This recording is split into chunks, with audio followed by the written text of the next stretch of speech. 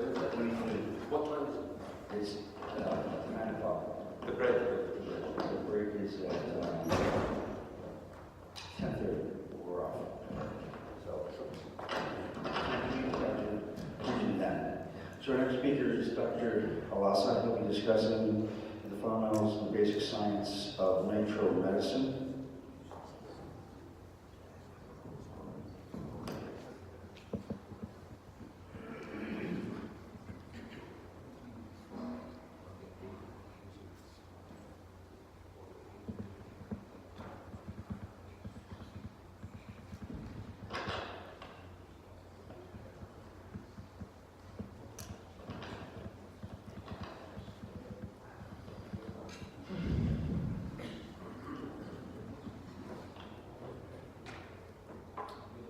Good morning.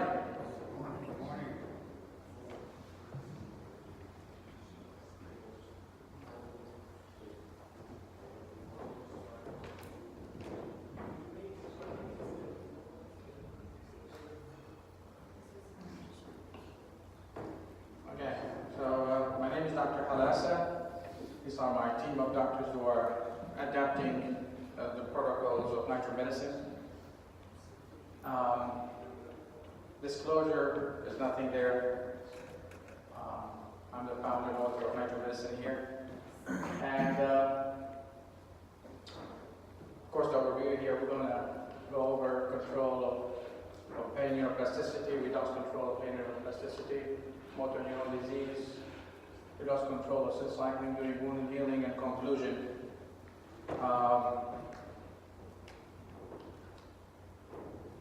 So any protocol that we propose, it must be an evidence-based medicine. Otherwise, it will be looked at as if it's snake oil. And what is evidence-based medicine is an approach to medical practice intended to optimize decision-making by emphasizing the use of evidence from well-designed, well-conducted research. It has to be based on publish it, randomized controlled trial with same results, has to have based on known mechanism of action and predictable side effects, and has to be monitored by reliable, accurate, and objective diagnostic tests. And if you have a protocol that's based on these three criteria, then yes, then it can be practiced, it can be approved by FDA, and insurance will pay for it. But just saying that the protocol works without knowing how it works, it will be considered as investigational.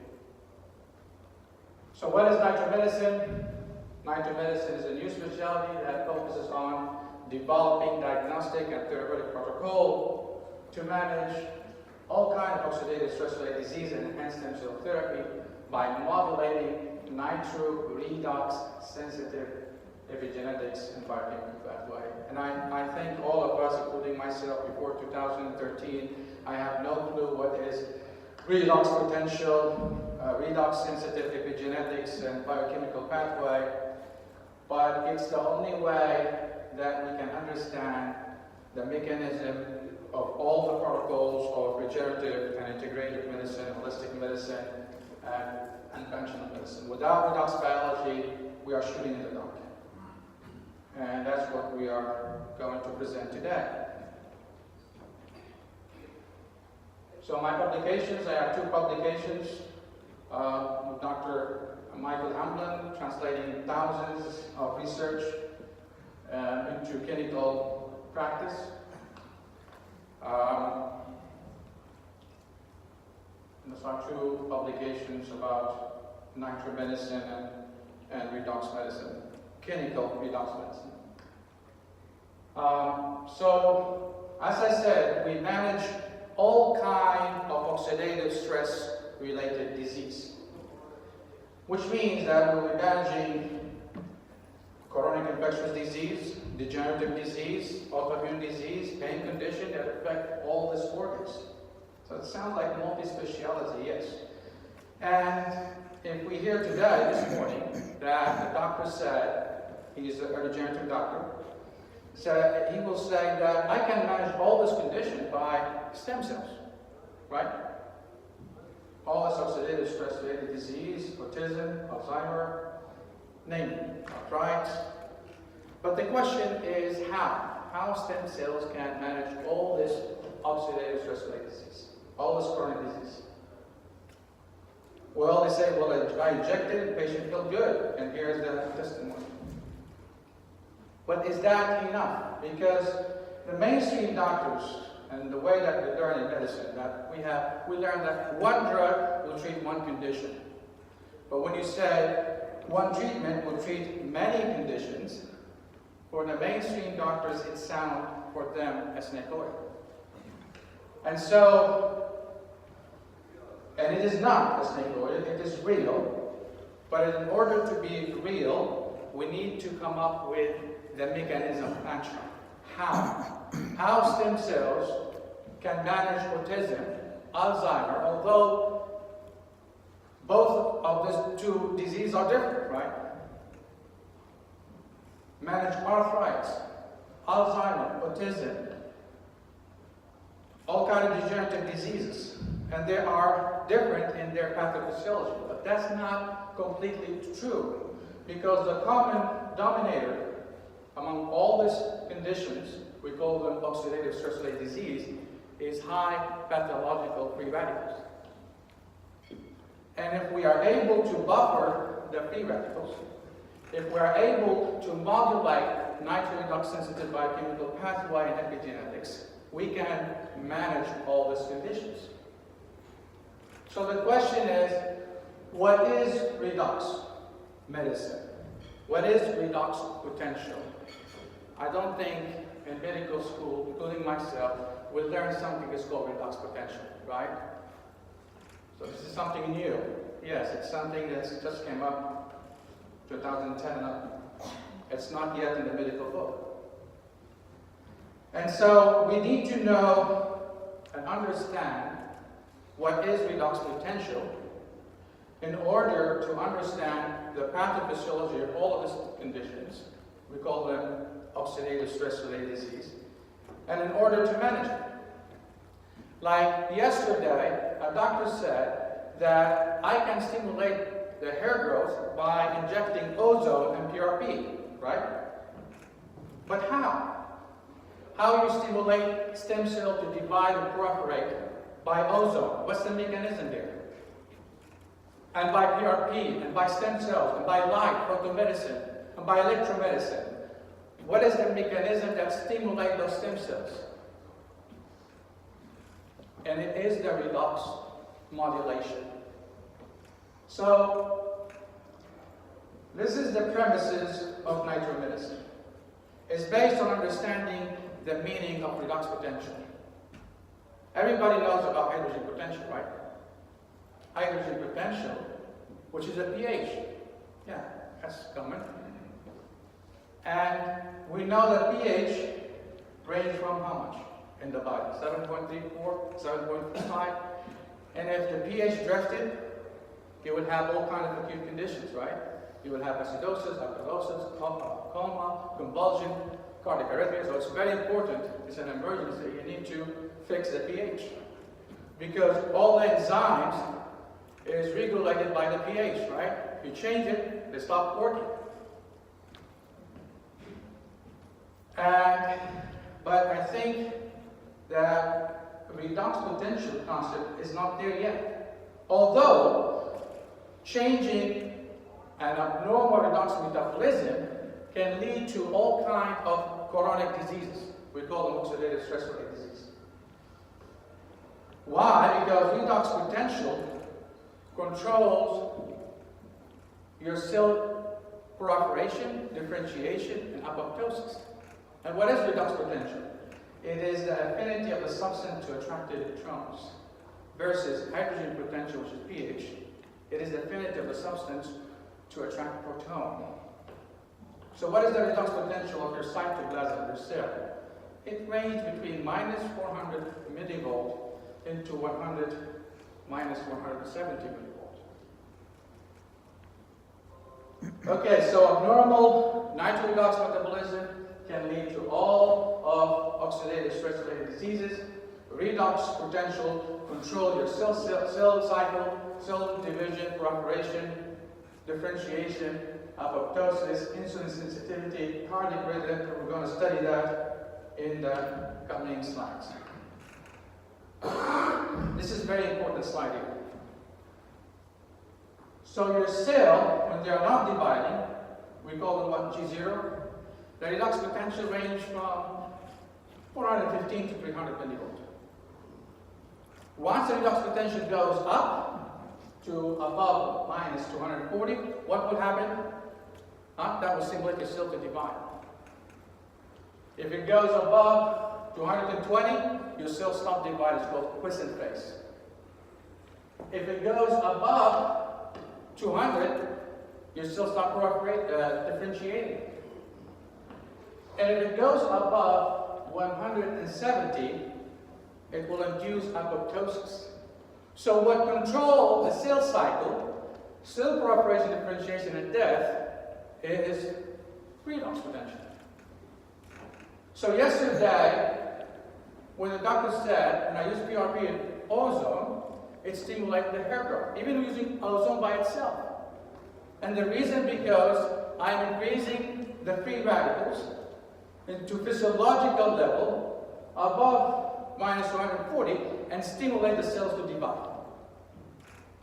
But if I want to kill the cells, especially if I want to kill cancer cells, what I need to do? I need to increase the redox potential up to above 170 max. And how you can do that? Chemotherapy, they increase the free radicals in your cancer cells. Photodynamic therapy, proton therapy, radiotherapy, they're all free radical generators. Increase your free radicals and reduce apoptosis and cell death. But if I inject the stem cells in the body and I want to stimulate it more, what I will do? I will combine it with light, with ozone, and that helps to increase the free radical at the level of physiological, not pathological, physiological, just enough to kickstart or jump those cells to divide and proliferate. Okay.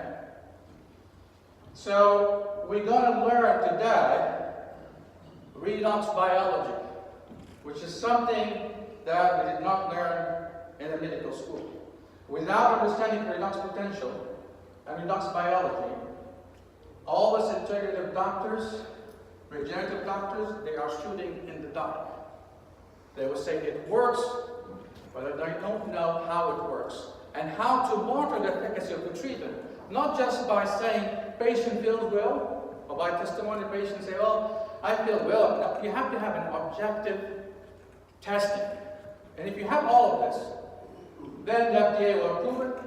The mainstream doctors will accept it. Mainstream doctors will say, I accept aspirin because it blocks the COX enzyme. How is your ozone works? If you don't tell them exactly the chemistry and the mechanism, they will not accept it. Okay? They will not take it serious. And that's why we need to learn redox biology. Once we learn it, then we can speak chemistry with them, and we can bring them to the board, we can approve our protocols, and bring it into the mainstream. So, yes, this is going to be a lot of chemistry.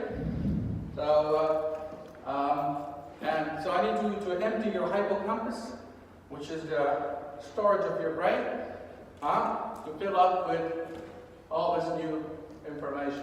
Let's start with sugar. When you eat sugar, what will happen? It will break down, right?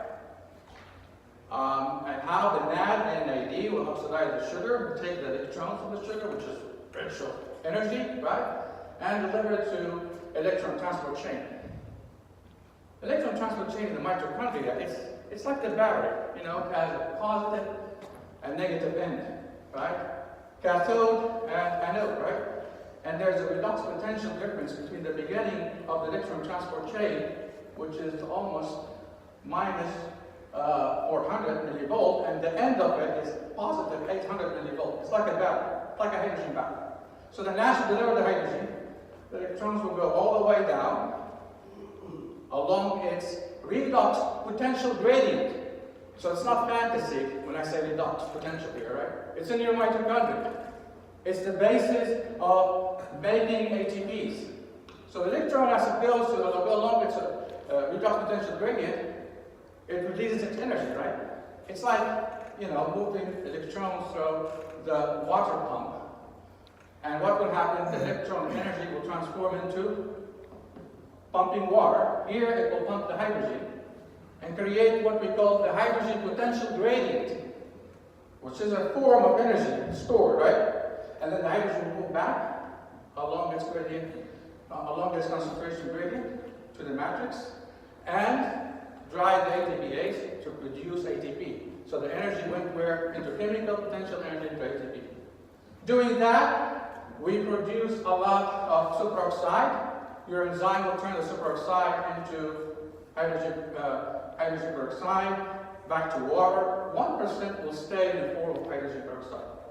So what will happen here? The mitochondria will be full of ATP, energy source, plus the mitochondria will be like a bag of free radicals. Very important because those are signaling molecules. Okay. Then what will happen here? The hydrogen peroxide will go out and they will open up calcium channels. Okay? And when they open up calcium channel, what will happen? Calcium will go in and they will stimulate the NOx enzyme. NOx enzyme will generate free radicals, right? So there is a crosstalk between calcium signaling and redox signaling here, right? And calcium will go in. And also it will open up the calcium channels of endoplasmic reticulum, releasing the calcium from that bag of endoplasmic reticulum, going out, and where they go? They go to the mitochondria. And why? To stimulate more free radicals from the mitochondria. Think we missed some of the steps if we go back here. Right?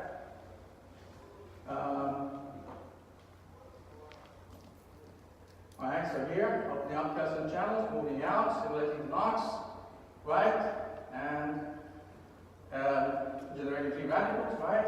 And then where this free radical goes, eventually they will open up calcium channel will go activate the electron transport chain here, generate more free radicals, and eventually those free radicals, which is at the level of physiological level, will go to your nucleus and stimulate the cell to divide, right?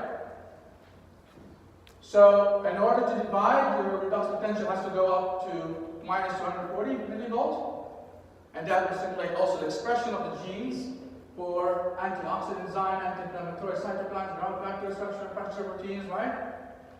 And then when it goes above 220, what will happen? The cells stop dividing, right? Wilson's phase. Then they differentiate when it goes above 200, right? And if they don't stop dividing, what will happen? You have a normal epigenetic redox signaling response, you will have cancer. How you treat cancer? Photodynamic therapy, radiotherapy, photon therapy will increase the free radicals to the level above 170 millivolt, go inducing apoptosis and kill the cell. But how exactly? What's the mechanism? Those free radicals will open up massive calcium channels, increase the permeability of calcium. Calcium will go in, but they're not going to activate this large amount of calcium. They're not going to activate the electron transport chain. They will activate the membrane permeability transition force. And when they do that, it will cause the mitochondria to become leaking all the free radicals, all the cytochrome oxidase, which will cause the calcium to move out and the free radicals from the mitochondria, and leading to apoptosis and cell death. See that? Okay, is that clear? Did we understand the redox, how it's controlling the cell proliferation, differentiation, apoptosis, the redox signaling and calcium signaling cross-talking to each other, right? So let's talk about opioid addiction mechanism. Without redox biology, we cannot understand the mechanism of addiction. And we cannot treat it. What we're doing in addiction is just shooting in the dark. We don't really know what we are doing. But once we understand it, then we can better manage opioid addiction. Okay, so let's go ahead and see the mechanism of opioid addiction. What we get, patient with morphine, right? Or oxycodone, they will combine with opioid receptors, you see it there. What will happen? They will combine to opioid receptor of your neuroreceptive neurons, your central neuroreceptive neurons, and they will cause opening of potassium channels, G protein signaling, which will open potassium channel, causing potassium to move out, which leads to what? Potassium hyperchlorization and analgesia, right? That's a good part, right? No feeling the pain. But where's the bad part? The bad part is opioid stimulating the calcium channels, causing influx of calcium. That's bad. Why? Because it will stimulate the NOx enzyme, and NOx enzyme will generate the free radicals. And bad free radicals, pathological free radicals. And those free radicals, what will happen to them? They will stimulate the electron transport chain of the mitochondria, generating more free radicals, right? And those free radicals will go to the opioid receptor and block it. And this goes what? Receptor desensitization. So what would happen? The patient needs more narcotic, right, to respond, because the receptor is not working anymore, and they start causing downregulation of the receptors by recycling it. And then the patient would need more of the drugs because they have less receptors there. It's being blocked by oxidative stress. What else? The free radicals will stimulate those neuroreceptive neurons. They will stimulate the expression of structure and function of protein of the synapses, causing progressive neuroplastic changes. Long-term potentiation of those nerves, calcium influx, free radicals will stimulate them to become more connected. And what's meaning of more connected means what? Central pain central pain sensitization, hyperthesia, allodynia, which we're going to explain that in the coming slides. That's not good, right? The free radicals behind the progressive neuroplastic changes of the neuroreceptive pathway. What else? The free radical will irritate the glia, turn into gliosis, and that's neuroinflammation, right? And that will generate more free radicals, which will cause more receptor desensitization, and also it will cause atrophy, it will cause regressive neuroplastic changes in the descending analgesic pathway. We're going to study that in the upcoming slides. That's not good, right? So how do we treat this? Giving them what? How I can reverse the side effect, the bad side of opioid, the oxidative stress, which leads to all the mechanism of addiction. CBD is good. Why? Because you have endocannabinoid cells, which is the interneurons in your anesthetic interneurons in your spinal cord. They are responsible for the analgesia, and they work like your opioid. They combine with CB1 receptor, and they cause hyperpolarization and analgesia. See here? Okay, so this is, you can say, endocannabinoid cell here. And here's the release, combining, causing hyperpolarization. And what's a good thing about the endocannabinoid? It will reverse the side effects of opioid by blocking the calcium channels and blocking the NOx enzyme. Okay?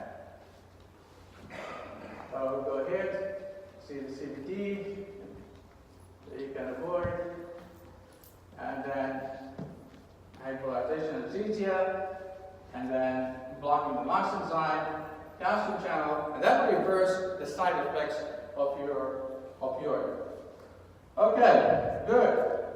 So that will justify giving cannabinoid, right? Because the CBD will do this action.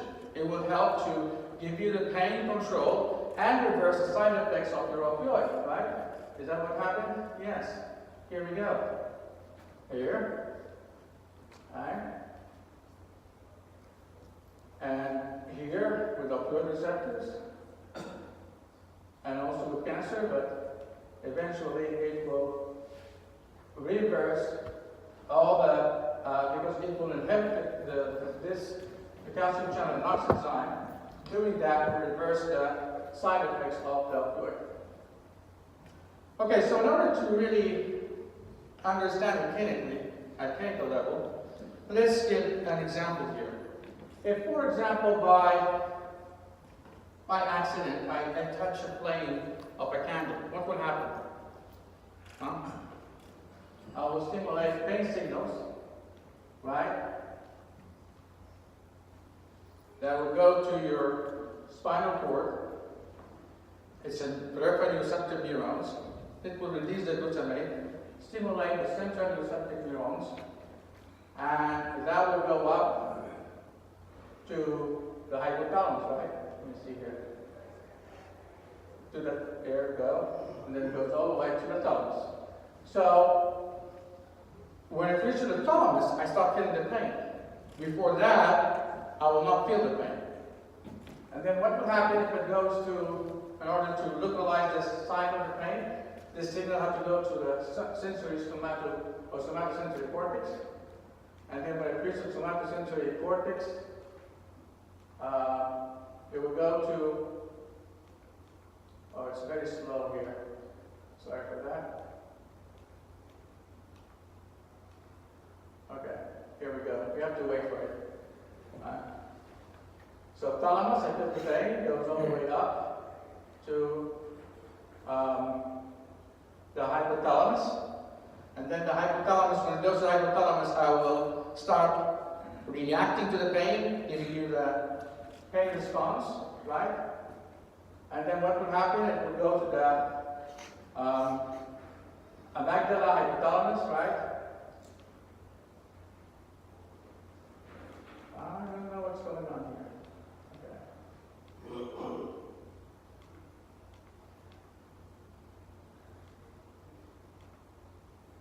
Okay, let's go. Let's start again.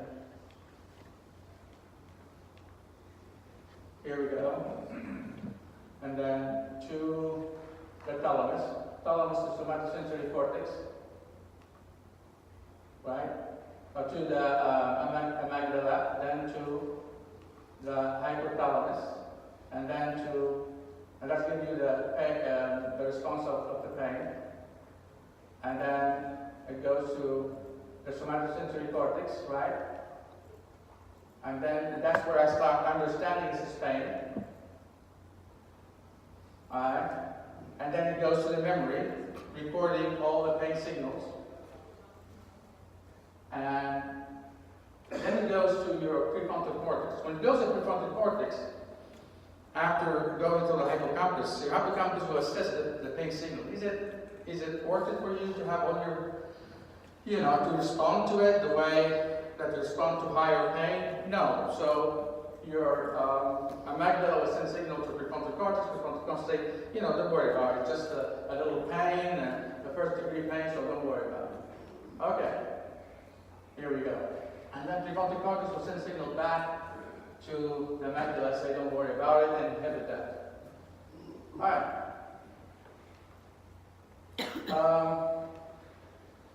So what would happen if I put my hand in a hot stove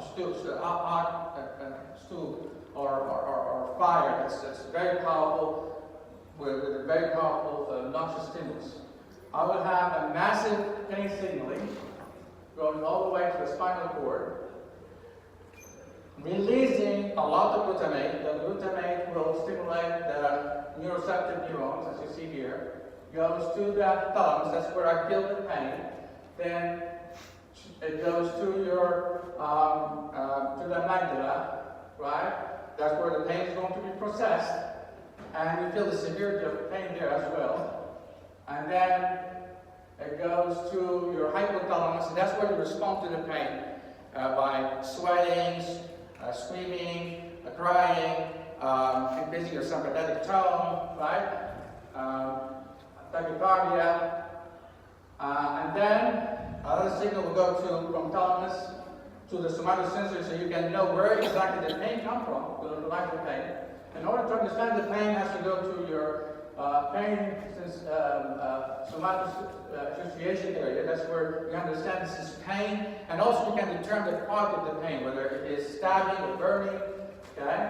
Then it goes to the hippocampus. Hippocampus will record all the events of the pain, including the trauma itself. It's where you record it. And then it goes to the amygdala for test the pain, right?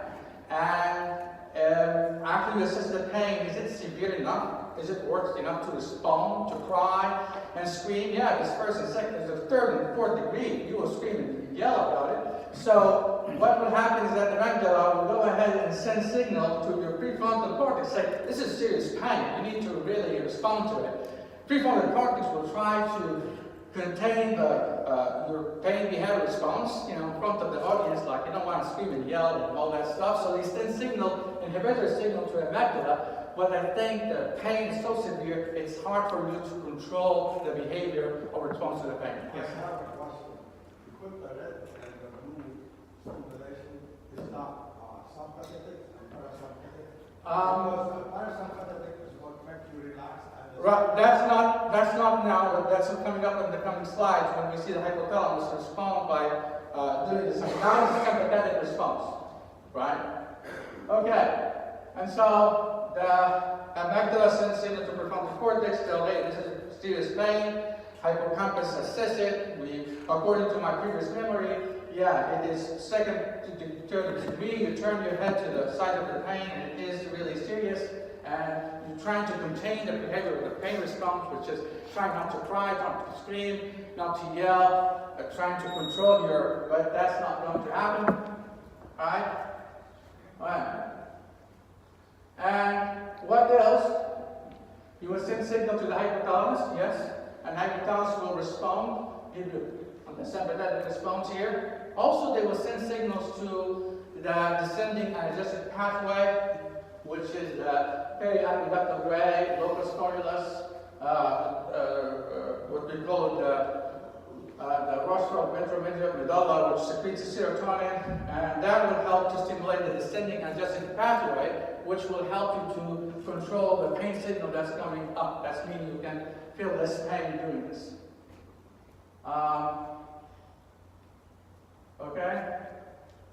So that's the interneuron is inhibiting the oncoming pain signaling, giving you some control of your pain signals that go to the brain.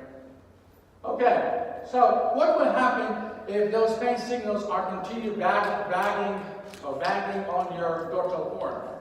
You would have what we call the neuroplastic changes progressive in the central receptive neurons. They will start building dendrites that will connect to the axon, lower the threshold, causing hyperthesia, allodynia, and central pain sensitization. Okay? And that's what we're going to explain here. So what will happen when we have all this chronic pain because of the burn, second and third degree? You would have those pain signals continuing stimulating your central neuroreceptive neurons. Doing that, causing calcium influx, free radicals will stimulate their production of your synaptic protein and functional protein, developing dendrites that will reach out and connect with the oncoming neuroreceptive neurons, right?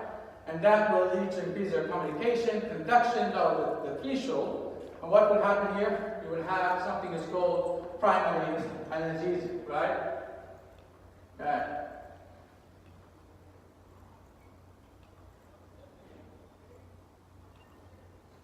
Alright, calcium influx, activating NOx, generating free radicals, and producing dendrites that will make new synapses, progressive neuroplastic changes, right?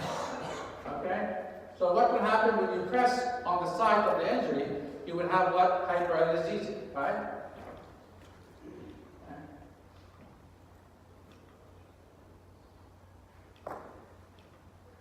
Okay. What else? Your dendrites will also reach out to other neuroreceptive neurons that's coming from the side of the injury, right? And for synapses here, and you can see it here. right? That's signed with the adjacent or surrounding neuroreceptive neurons. That's not being irritated by the pain. And this will lead to secondary hyperesthesia. That means when you press around the site of the injury, then you start feeling the pain. Not to the site, around the site of the injury here, then you start feeling the pain by just pressing, which is called secondary hyperesthesia. Okay? Okay, here. Yeah. Alright. And if you continue binding the dorsal boron with signals, right, you will be developing a synapse with the tactile neurons that's coming from the surrounding site of injury. Alright, so what will happen here when you touch like this with a feather away from the site of injury, you will feel the pain. That's called what? Allodynia. Right? And that's because of the progressive neuroplastic changes. Those dendrites that's being formed, there's hypertrophy, long-term potentiation, formation of all the synapses, right? Neuroplastic changes led to allodynia, hypergesthesia, and not just that, it will lead to even spontaneous firing of the spinal of the neuroreceptive neurons without any external stimulus. But this is allodynia here.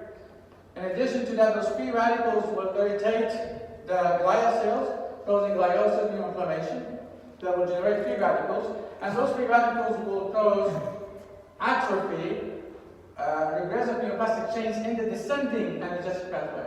See that? Atrophy there, decreasing the number of synapses. So you cannot control the pain signals anymore because in the descending energetic pathway, what happens to them, you have atrophy there. Okay, not just that, those free radicals that's coming from the gliosis, they will open up calcium channels, causing what? Firing of those neurons spontaneously. So that you have what? Central pain sensitization. Even without any external stimulus, you will have pain coming from inside.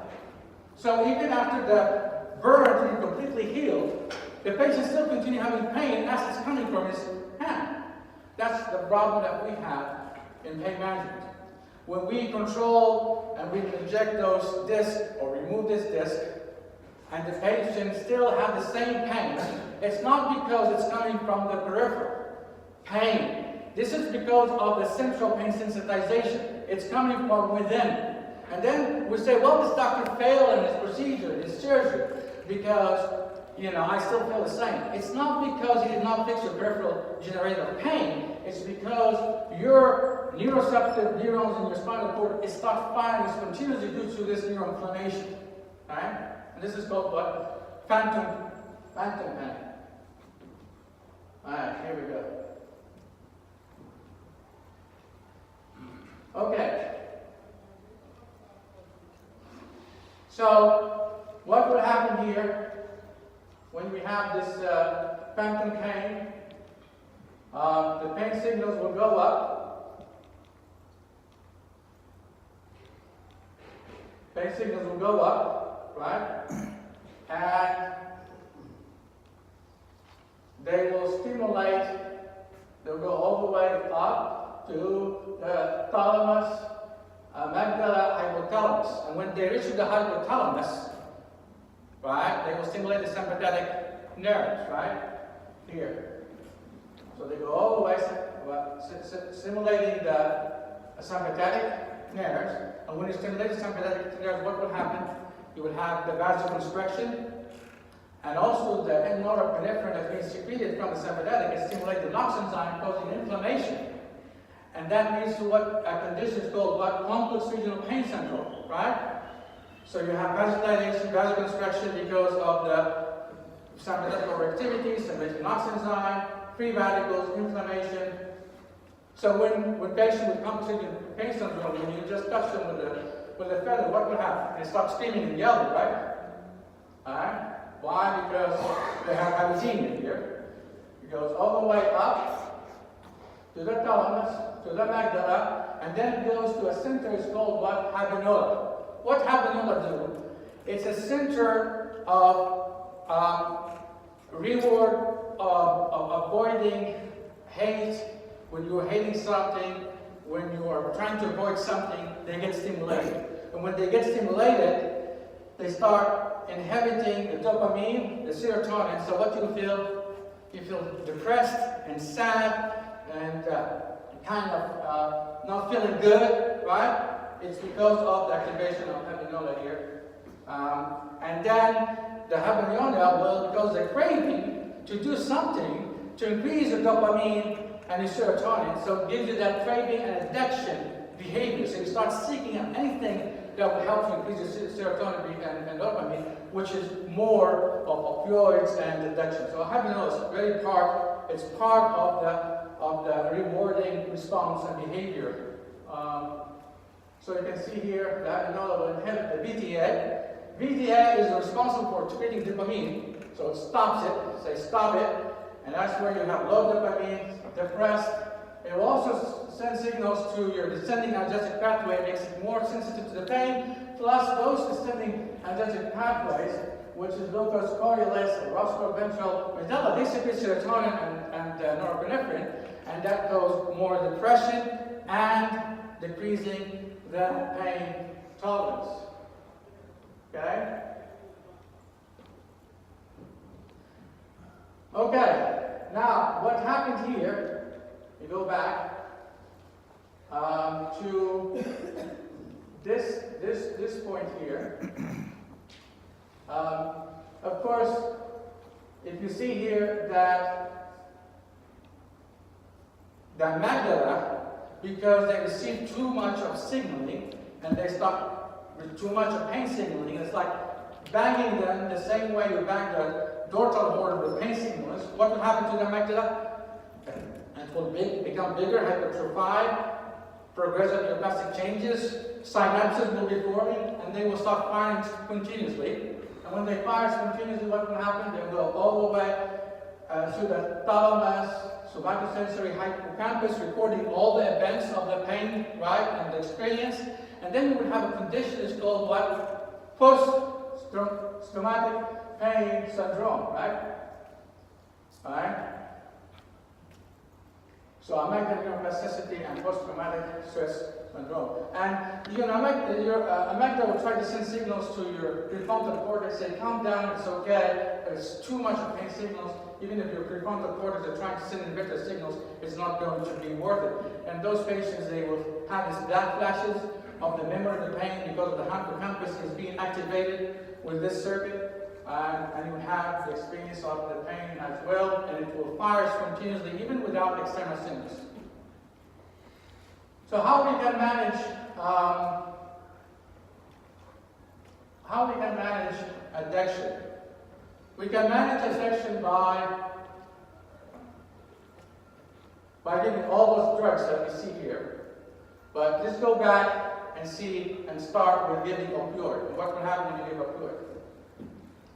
If we give opioid, the opioid, it gives you pain relief, yes, but the problem with opioid is stimulating oxidative stress by opening up the calcium channel, activating oxygen, generating those free radicals, and those free radicals cause receptor desensitization. It will cause regressive neuroplastic changes of the descending analgesic pathway, and it causes progressive neuroplastic changes in the ascending neuroceptive pathway. So it causes more pain. So short term is good. It causes hyperpolarization and anesthesia, but long term it causes oxidative stress, which leads to all these side effects of the opioid and increasing the pain sensitization and aggravate the allodynia, hyperthesia. So that's when we give opioid. But when we give CBD, what will happen? You will have analgesia, right? Hyperpolarization of potassium channels, same thing that opioid does. It activates potassium channels. But it will reverse the side effects of the opioid, of oxidative stress, by inhibiting the calcium channel. You see here? It will inhibit the calcium channel. It will help the NOx, so it will decrease the free radicals, so you don't have the progressive neuroplastic changes, regressive neuroplastic changes in the descending pathway, you don't have receptor desensitization, right? So you still get control of pain without the side effects of the oxidative stress and what goes, which is the addiction here. Okay, also CBD can inhibit the gliosis, in other words, turn into glial cells back, increase inflammation. CBD inhibits the COX and LOX enzyme, right? And because it decreases the free radical, it will definitely increase opioid receptor sensitization. Okay, what are the drugs that you can do for addiction? You can do tricyclic antidepressant, serotonin uptake inhibitors that will help to stimulate the descending analgesic pathway. You can give GABA to inhibit the NMDA receptor, those calcium channels. You can give steroids to inhibit the COX and LOX.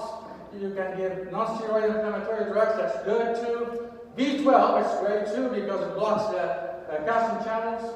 Curcumin stimulate the antioxidants expressions of CAT and the SOD, which helps to decrease the free radicals. That's all good. Curcumin also inhibits COX and LOX. Alpha-lipoic acid will help to scavenging the free radicals. Exosomes will help to express all these antioxidants and anti-inflammatory cytokines, which is good too, right? But what's the problem here?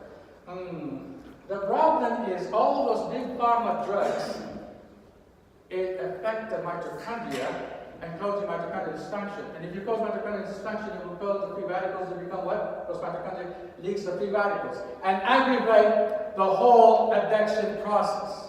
You got my point? But the natural thing that God has made, right, does not affect the mitochondrial function. So the CBD, B12, curcumin, alpha-lipoic acid, exosomes, all of them can help to treat addiction without affecting the mitochondria. Because once you affect the mitochondria, you affect that redox metabolism, generate free radicals, will aggravate the whole thing. That's why most of those people, when they take the big pharma drugs, it helps them in the short term, but in long term, it aggravates the whole thing. So they need to change their drugs, increase it, and they end up with that addiction behavior. And the reason why, because the big pharma did not test their drugs against the redox metabolism. Right? Most of the big pharma products does interfere with the metabolism of mitochondria. Now, how we can improve the function of mitochondria? We can use photomedicine, helps to buffer the redox. Okay, so you can do that. Okay, so again, now, how we're going to see again how opioid works in the brain. Opioid does help to stimulate the descending analgesic pathway. Yes, it gives you the pain relief.